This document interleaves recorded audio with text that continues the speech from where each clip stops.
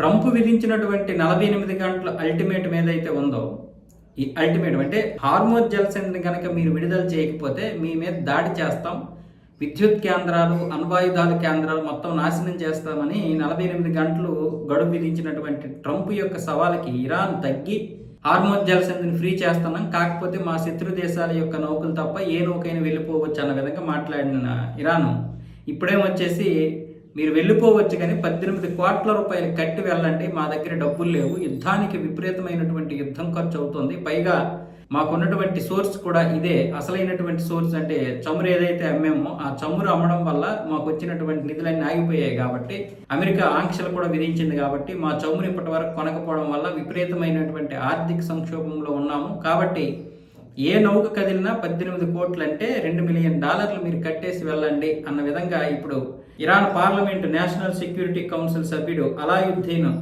బరూజర్ది వెల్లడించారు. ఈయన ప్రభుత్వ రంగ media Islamic republic of Iran broadcasting అయితే వివరించడం జరిగింది. ఈ చర్యతో జలసంధిలో ఇరాన్ బలం తెలిసి వస్తుందని పేర్కొన్నారు. యుద్ధం కారణంగా ఖర్చులు పెరగడంతో తాము ఖచ్చితంగా వసూలు చేయాల్సి వస్తుందని పేర్కొన్నారు.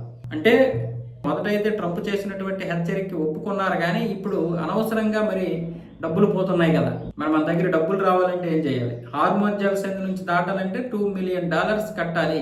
దీనివల్ల ఎలా ఉంటుందంటే ఇరాను హార్మోజ్ జలసంధిని ఫ్రీ చేసినట్లు ఉంటుంది, అలాగే అమెరికా విధించినటువంటి ఆంక్షలకి ఏదైతే నష్టపోయిందో ఆ నష్టాన్ని రాబట్టుకున్నట్లు కూడా ఉంటుంది. ఒకే దెబ్బకి 2 పెట్టలు అన్న విధంగా ఇప్పుడు ఇరాన్ అయితే ప్రవర్తిస్తుంది. మరి దీనికి ట్రంప్ ఏ విధంగా సమాధానం చెప్తాడో తెలియదు. ఇంకా ఇప్పటి వరకు అయితే అమెరికా నుంచి ఎటువంటి ప్రకటన రాలేదు.